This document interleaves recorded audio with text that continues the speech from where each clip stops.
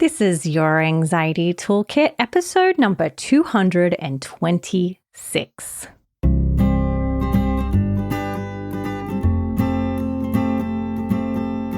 Welcome to Your Anxiety Toolkit.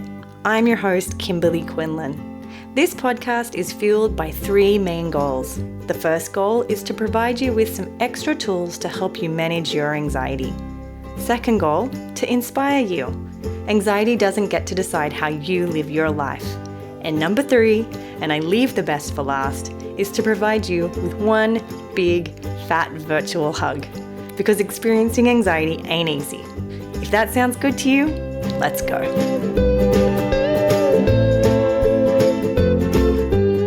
Welcome back, everybody. If you have health anxiety, hypochondria, health anxiety disorder, or you know of somebody who has health anxiety, you are going to love this episode. I mean, love this episode. Today we have Ken Goodman, who's on the show. He's a clinician who's here with his patient, and they're sharing a success story, a recovery story of health anxiety, and it is so good. I am so honored to have both of them on. It was so fun to actually interview other people and the way they're doing it and look at the steps that were taken in order to overcome health anxiety. And this is the overcoming health anxiety story of all stories. It is so good. I'm not going to waste your time going and telling you how good it is. I'm just going to let you listen to it. Because I know you're here to get the good stuff. Before we do that, I wanted to do the I did a hard thing. And this one is from Dave. It says, I've been trying to get back into meditating regularly. I was sitting at a desk this morning reviewing my work emails, and I told myself, before I get even further in my day, I need to meditate. I did a guided meditation, even though I felt a strong pull inside to go back to work. I kept getting caught up in my thoughts, but I just kept telling myself it doesn't need to be a perfect meditation. I said the goal today is just to be able to sit without being busy for 3 minutes, nothing more. It was hard, but I did it. Dave, thank you so much for this submission of the I Did a Hard Thing segment, because I think that meditation is so important. In fact, I keep promising myself I'm going to implement it more into this podcast. And Dave has really looked at some of the struggles people have with meditation, and look at him go. It's so amazing. Like, totally did it. So amazing, Dave. Thank you so much. I love, if you want to submit, you may submit your I Did a Hard Thing by going to kimberlyquinlan-lmft.com. If you go to the podcast page, there is a submission page right on the website. And from there, let's just go straight to the show. I hope you enjoy it. Welcome, Ken, and welcome, Maria. Thank you for having me. Hi, Kimberly. So, you guys, we've already chatted, but I really want to hear, this is really quite unique, and we get to see the perspective of a client and the therapist. If I could do one of these every single week, I would, right? I think it's so cool. So thank you so much for coming on and sharing. We're going to talk about health anxiety. And so, Maria, we're going to go back and forth here, but do you want to share a little bit about your experience with health anxiety? Yes, I think I've had health anxiety probably for like 15, 20 years and not known about it. Looking back now, everything comes clear when you see the multiple pictures and that you've taken of certain, lumps and whatever. Like 5 years ago, I'm like, oh my gosh, I have so many pictures that I've taken and so many different things. But yeah, I've been struggling for a while and, had multiple doctor's appointments and until I realized that I had health anxiety, it was a everyday struggle, I think. Well, you came to me and you were mostly worried at the time about tics, Lyme disease, and skin cancer, but you told me that for the previous 15 years or so, you were worried about other things, like what? Like what other disease? Well, I was mostly completely obsessed with moles on my skin and them being cancerous. And I was scared of ticks. I would not be able to walk through any grass or go hiking. I was scared that I would have to check my whole body to make sure that there were no ticks on me. I was completely scared of Lyme disease, and it just completely consumed my life, really. And they were the main things. But looking back before that, I think that I always had a doctor's appointment on the go. And, I would book one. And as soon as they said, you can book online, that was it for me. I would have one booked. And then I go, oh, what if there's something else next week? You know what? I'm just going to book one for next week, just in case something comes up. Wow. I am a terrible person when it comes to that, because I'm taking up multiple doctor's appointments, and I knew that. Yeah. But, it was trying to reassure myself, trying to control a situation, trying to control next week already before it even happened. So, yeah. Right. What did it look like for you? What did a day look like for you pre-treatment, pre-recovery? Some days it could be fine. I remember days where nothing was bothering me. It was such a nice feeling. And then I was scared because I never knew what was going to trigger me.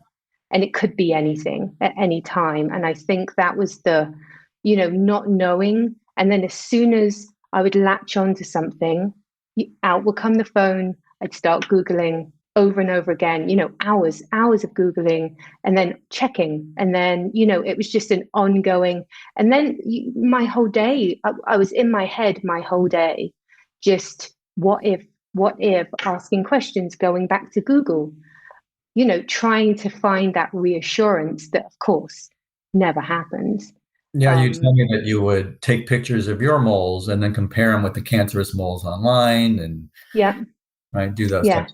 And, interestingly enough, looking back now, I went through a phase of always having a doctor's appointment. And then I also went through a phase of completely avoiding the doctor as well, not wanting to go because I didn't want them to say something that I knew was going to trigger a whole host of anxiety. So, I've gone through multiple doctors, and then once you start the doctor's appointments, then you're on a roller coaster, right? Because you walk away from that appointment never feeling reassured, or feeling reassured for maybe a few minutes, and then you leave. And then the anxiety kicks in. Oh, I never asked them this.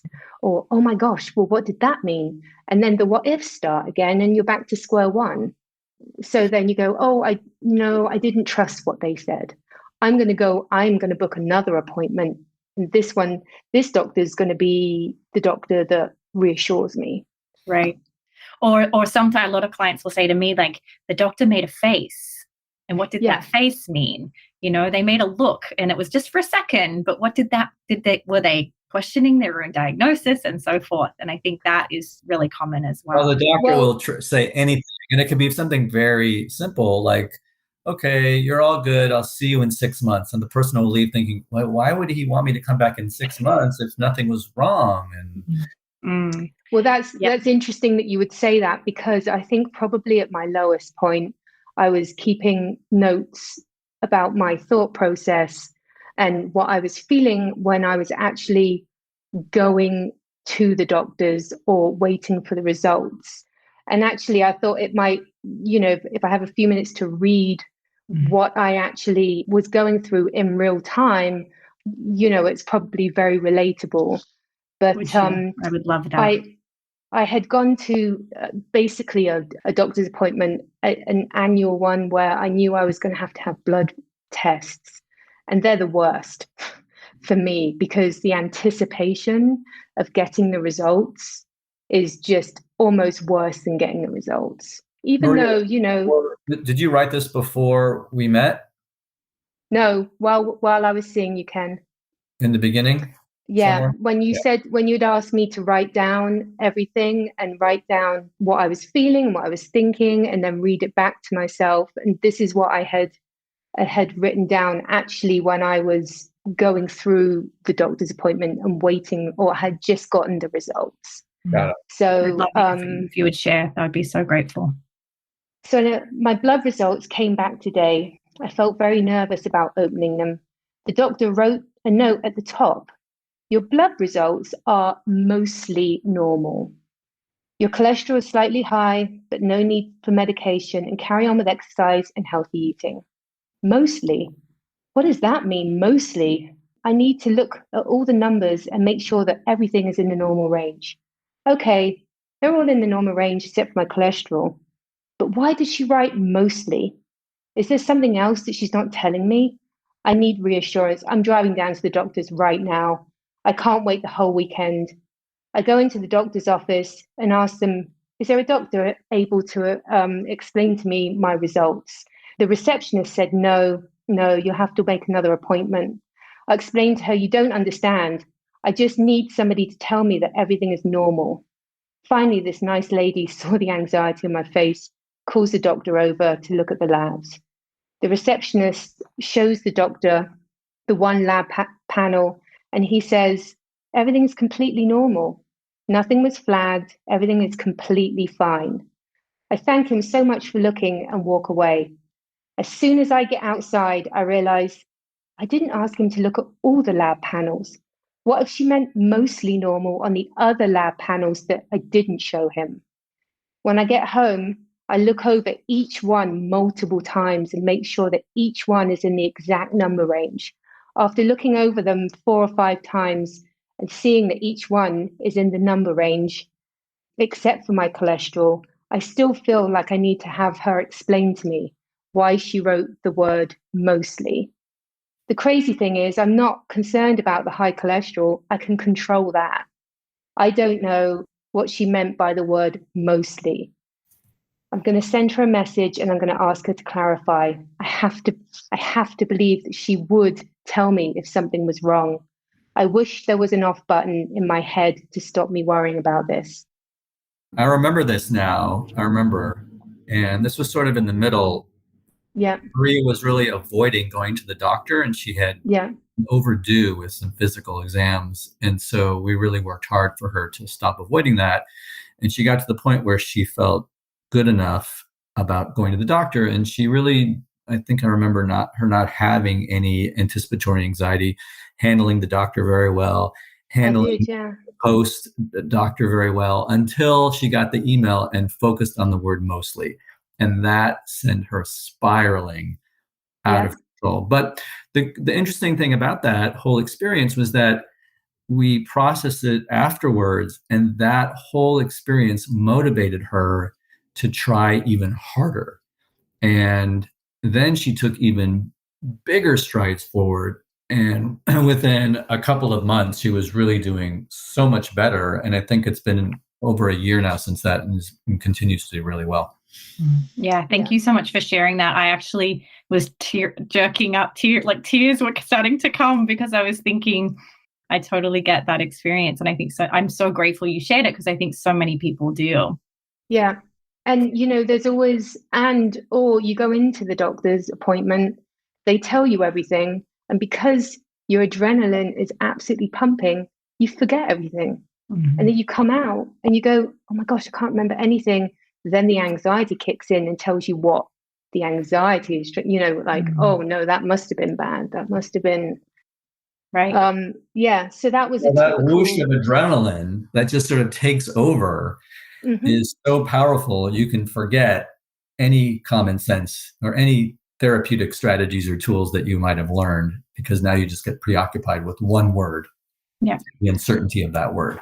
Yeah. I would have to have family member come in, my husband come in and sit it got to that point where he would have to come in and sit in the appointment.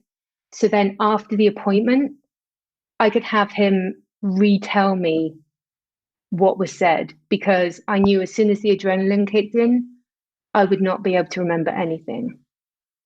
This sort of brings me straight to the next question, which would be what roadblocks do you commonly see patients hit, specifically if they have health anxiety during recovery or treatment? Well, unlike other fears and phobias, the triggers for health anxiety are very unpredictable. So if you have a fear of elevators, if you're, flying or public speaking, you know when your flight is going to be, you know when you have to speak, or you know when you have to drive if you're afraid of driving. For health anxiety, you never know when you're going to be triggered. And those triggers can be internal, like a physical sensation, because the body is very noisy and everyone experiences physical sensations periodically. And you never know when that's going to happen. And then you never know external triggers. You never know when the doctor's going to say something that might trigger you, or you see a social media post about a GoFundMe account, about someone that you know who knows someone who is being diagnosed with ALS. So you never know when these things are going to happen. And so you might be doing well for a couple of weeks or even a month, and suddenly there's a trigger and you're right back to where you started from. And so in that way, it feels very frustrating because you can do well and then you can start becoming extremely anxious again. Another roadblock, I think, might be if you need medicine, there's a fear of trying medicine because potential for side effects becomes overblown. And what are the long-term side effects? And even if I take it, I'm going to become very anxious. And so people then are not taking the very thing, the medicine that could actually help them reduce their anxiety. So that's another roadblock. Yeah, I love those. And I think that they're by far the most hurdles. And Maria, you could maybe even chime in. What did you feel your biggest roadblock to recovery was? Being okay with the unknown. I was trying to be in control all the time is exhausting, and trying to, constantly have that reassurance, and, coming to terms with, okay, it's okay if I can't control everything. It's okay if, I don't get the 100% reassurance that I need. It's good enough. That was hard for me. And also, not picking up the phone and Googling was the biggest. I think, once I stopped that and I was okay with not looking constantly, that was a huge step forward. But that uncertainty, you really learn to live with uncertainty. And I think you start to understand that if you had to demand 100% certainty, you had to keep your anxiety disorder. Yeah. In order to be 100% certain, that meant keep staying anxious. Yeah. Being stuck in that cycle forever. Mm-hmm. Yeah. You didn't want that anymore. You wanted to focus on living your life rather than being preoccupied with preventing death. Right. So Maria, that's probably, from my experience as a clinician, one of the most important skills, the ability to tolerate and be uncertain. Were there other specific tools that you felt were really important for your recovery at the beginning and middle and end, and as you continue to live your life? Yes, I think the biggest one was me separating my anxiety from myself, if that makes sense. Seeing it as a separate, I don't even know, like a separate entity, not feeling like it was me. I had to, look at it as something that was trying to control me, but I was fine. I needed to fight the anxiety, and separating it was hard in the beginning. But then I think, once I really can help me to understand how to do that. And at that point, I think I started to move forward a bit more. So you sort of externalized it. Like for me, I give it a name, like Linda, like, hi, Linda, or whatever the name you want to give your anxiety. A lot of kids do that as well, like Mr. Boogeyman or whatever.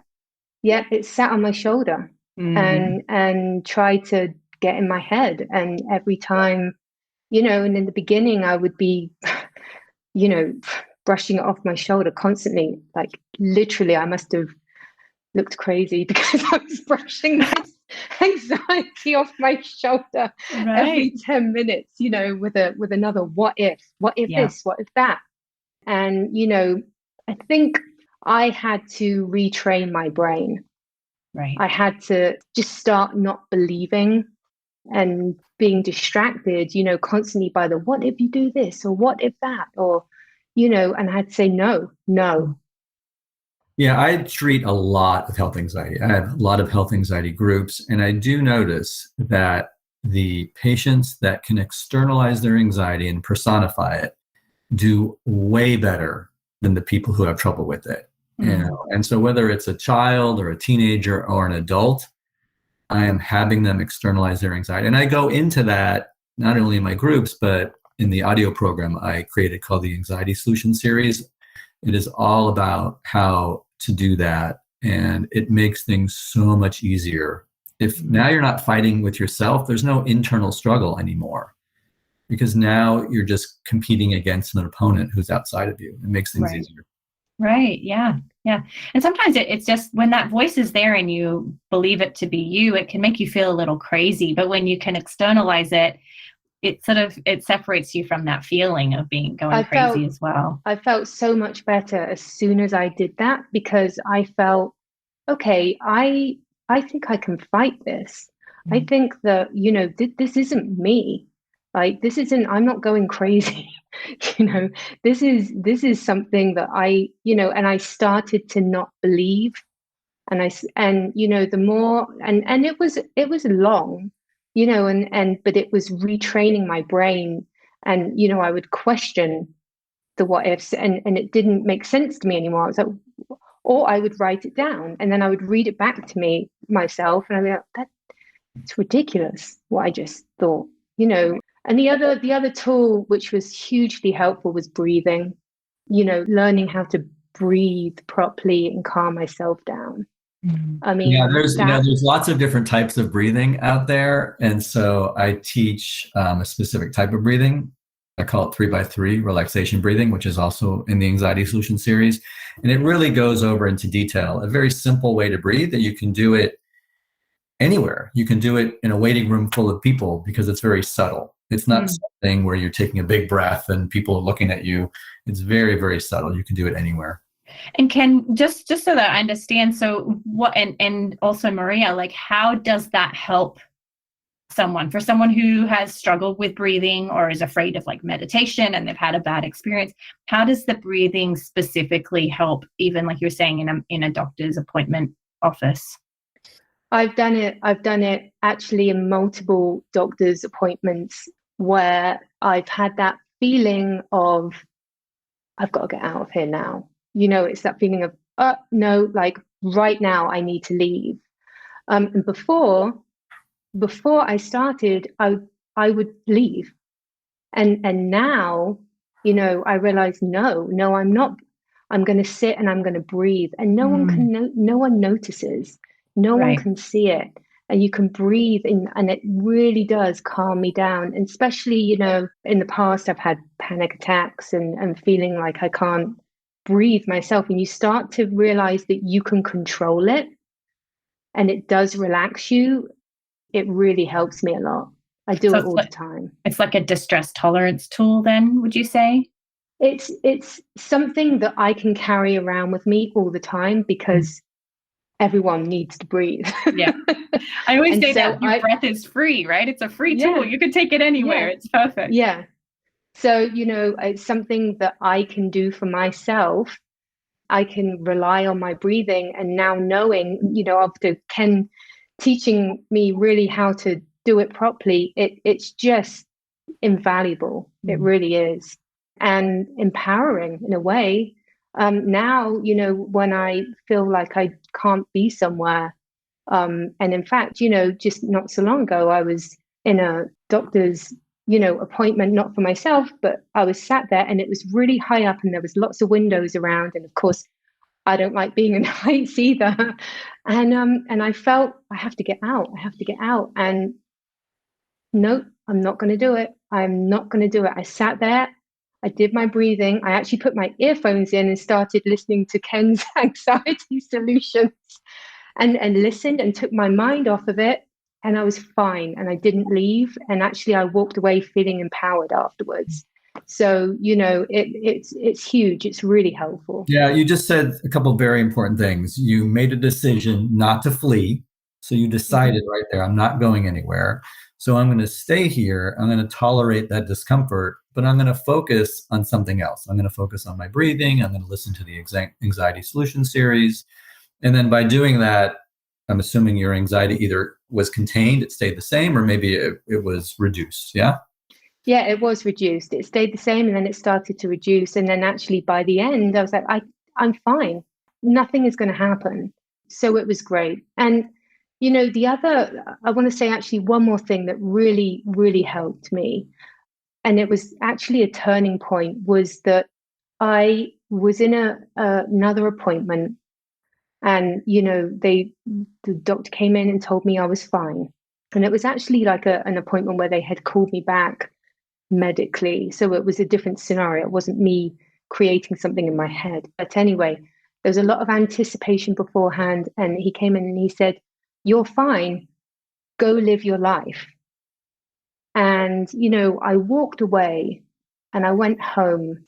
And within maybe about 40 minutes, I said, maybe he was lying to me. Maybe he was just trying to make me feel good because he saw how anxious I was. And at that point, I realized this is never going to stop. Never. Unless I fight back, I felt robbed of the relief that I should have felt when he told me that. I wasn't getting that relief, and I was never going to have that relief unless I used, and at that point, I actually got angry. And, I remember telling Ken, I was like, I'm so angry because I felt robbed of the relief.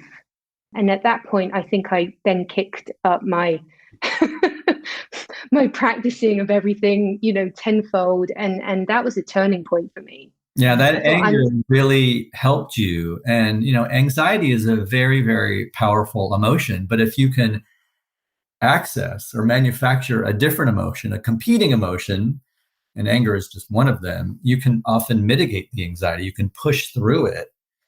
And for you, it was an invaluable resource because it was natural. You actually felt angry. For other people, they have to sort of manufacture it and get really sort of tough with their anxiety. But for you, you sort of at that moment naturally felt it. And you're right. You said it is never going to stop.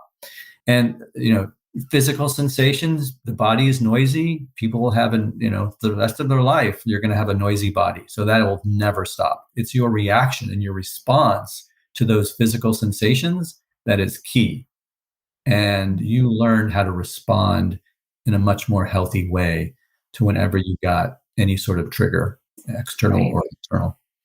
It's really accepting that you don't have control over anxiety, but so taking, control where you have it, right? Which is over your reactions.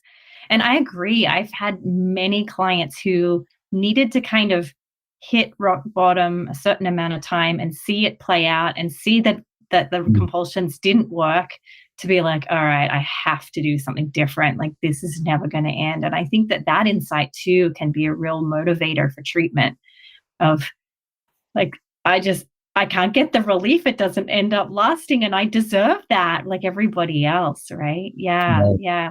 So how do you see as a clinician differences in recovery and treatment for different people? Do you feel like it's the same for everybody, or do you see that there are some differences depending on the person?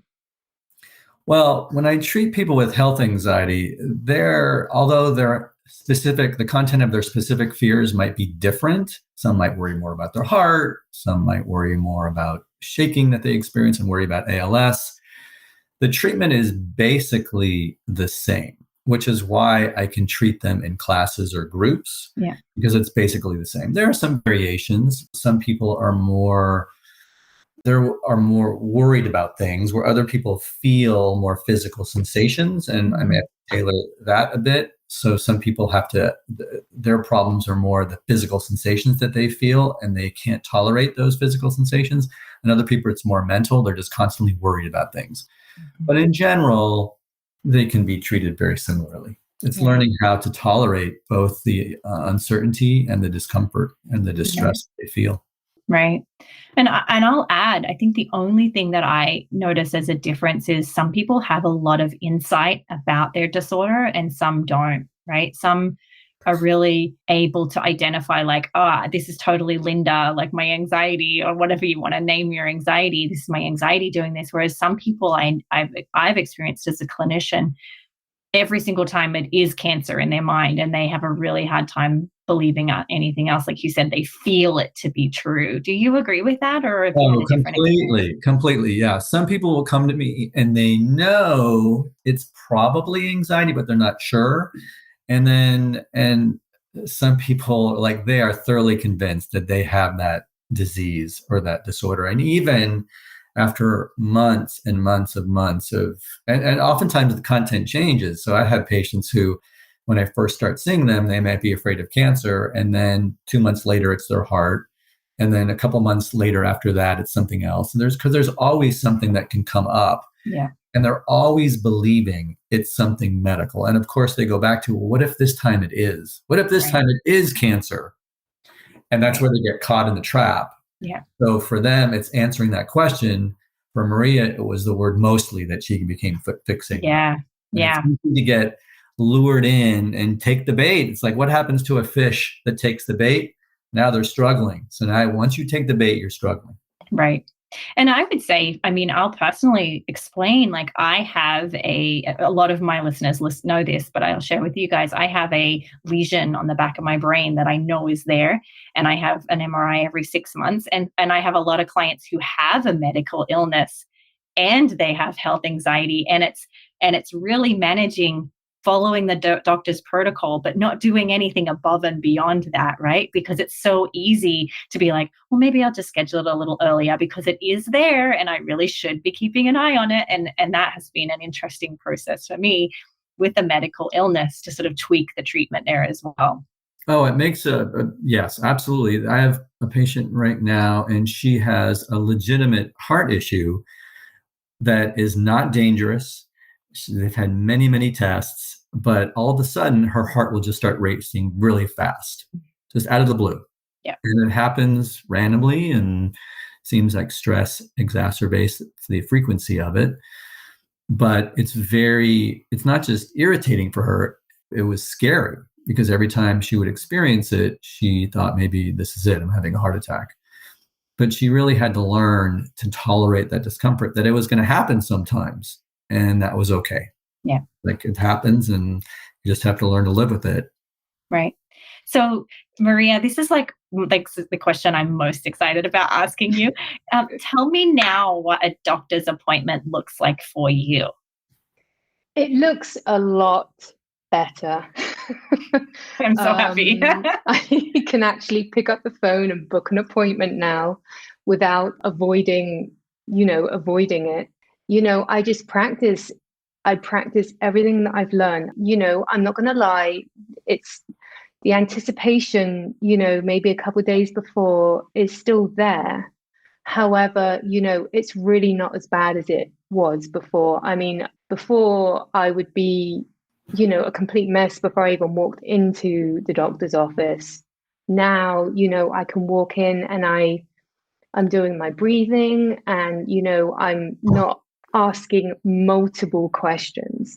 I'm now okay with trusting what the doctor has to say. Whereas before, if I didn't like what he had to say or he didn't say exactly the way I wanted to hear it, I'd go to another doctor. But now, I'm okay with it. And, it's still something I don't necessarily want to do. But, leaps and bounds better. Right. Leaps and bounds. Yeah, really, I can go in by myself, have a doctor's appointment, ask the regular questions and have them, say, give me the answers and leave and be okay with it. How do you tolerate the times between the test and the test results? Like, how do you work through that? Sometimes it can take like a week, you know what I mean? Like, that's a lot. Sometimes it's a long time. Yeah, I mean, I haven't, so, obviously it's yearly. So I'm at that point, next year where I will have to go and have all my tests again and, get the results and anticipate. But I think for me, the biggest thing is distraction and trying not to focus too much beforehand and staying calm and relaxed. And, that's really it. I mean, there's always going to be anxiety there for me. I think going to the doctors, it's not ever going to go away. I'm okay with that. I mean, but it's learning how to keep it at a point where I can understand what they're telling me and not make it into something completely different. I think you said the key word was where you're putting your focus. So before, your focus was on answering those what if questions and the catastrophic possible results. And now I think your focus is on just living your life, just going about living your life and not worrying or thinking about what the catastrophic possibilities could be. Is that Right. accurate?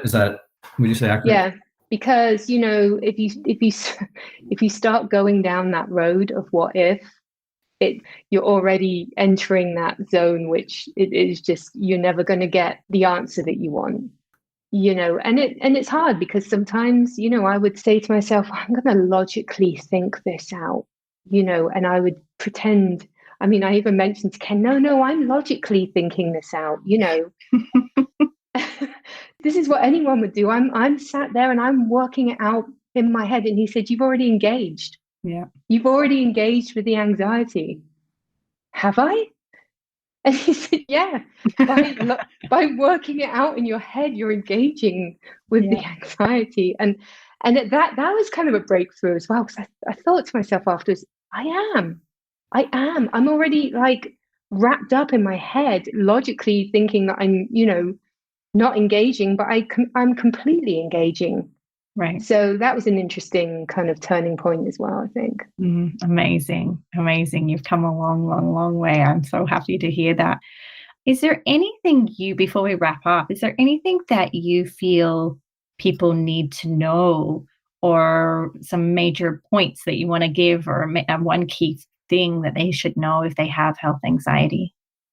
Oh my gosh, there is so many. There is a tendency for people with all types of anxiety is to really focus their attention on the catastrophic possibilities instead of the odds of those catastrophic possibilities happening. The odds are incredibly low. And so if you're focusing on the fact that it's probably not likely that this is going to happen, then you'll probably go through your life and be okay if you can focus your attention on living your life. But if you focus on those catastrophic possibilities that are possible, they are, then you're going to go through life feeling very, very anxious. And if you focus on trying to prevent death, prevent suffering, then you're not really living your life. No. So that's it right there. That's the phrase of the episode, I think, because I think that's the most important key part. I cannot thank you both enough for coming on. This was fun. This was great. It was fun. I really, Maria, your story is so inspiring and you're so eloquent in how you shared it. I teared up like twice during this episode just because I know that feeling and I just love that you've done that work. So thank you so much for sharing. She's really proof that someone who's suffered for 15, 20 some odd years with anxiety can get better. They just have to be really determined and really apply the strategies and be consistent. And she did a great job. Yeah. Massive respect for you, Maria. Thank you. Amazing. Ken, before we finish up, do you have you want to share with us where people can hear from you or get access to your good stuff? Yeah, so quietmindsolutions.com. I have a whole bunch of information on health anxiety. I have 2 webinars on health anxiety on that website, as well as other webinars and other specialties I have. Also, I have the Anxiety Solution Series, which is a 12-hour audio program, which focuses on all types of anxiety, including health anxiety, as well as others. And you can listen to a few chapters for free just to see if you would like it. if you could relate to it.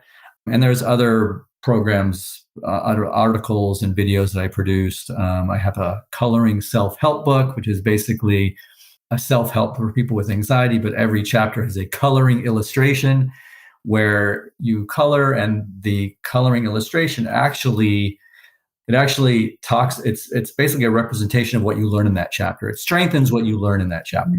Cool. Yeah. And then a book called The Emetophobia Manual, which is a book for people who have fear of vomiting. So amazing. And we'll have all those links in the show notes for people as well. So go to the show notes if you're interested in getting those links. Yeah, Ken Goodman Therapy is the other website. It has some more information. I wanted to mention as well that I actually watched one of Ken's webinars quite by accident in the beginning before I realized I had health anxiety. And after watching it, I thought, oh my gosh, I've got that. Yeah, I've got that. And so it was hugely, hugely helpful, because I think that having this for so many years and not realizing there's a lot of people that still don't realize that they suffer from health anxiety. For me, as soon as I could label it as something, it was a relief, because now I could find the tools and the help to work on it and get that relief. So amazing. Okay, well, my heart is so full. Thank you both for coming on. It's really a pleasure to hear these stories. So inspiring. So thank you. Yeah, thank you for doing this, Kimberly. thank you. And thanks, Maria. Thank you so much for listening. Before we finish up, we're going to do the review of the week. This is from K Demo, and they said, "This podcast is a gift. I just found this podcast and am binging on the episodes. I learned something through each episode, and I love her practical advice and tools. I feel like a part of the community. What a gift." Oh, I'm so, so grateful to have you, K Demo, in our community. This is a beautiful, beautiful space. My hope is that it's different to every other podcast you listen to, in that we give you a little bit of tools, a little bit of tips, but a huge degree of love and support and compassion and encouragement. So thank you so much for your review. I love getting your reviews. It helps me to really double down in my mission here to give as many practical free tools as I can. It is true. It is a gift to be able to do that. So if you could please leave a review, I would be so, so grateful. You can click wherever you're listening and leave a review there. Have a wonderful day. Please note that this podcast or any other resources from cbtschool.com should not replace professional mental health care. If you feel you would benefit, please reach out to a provider in your area. Have a wonderful day, and thank you for supporting cbtschool.com.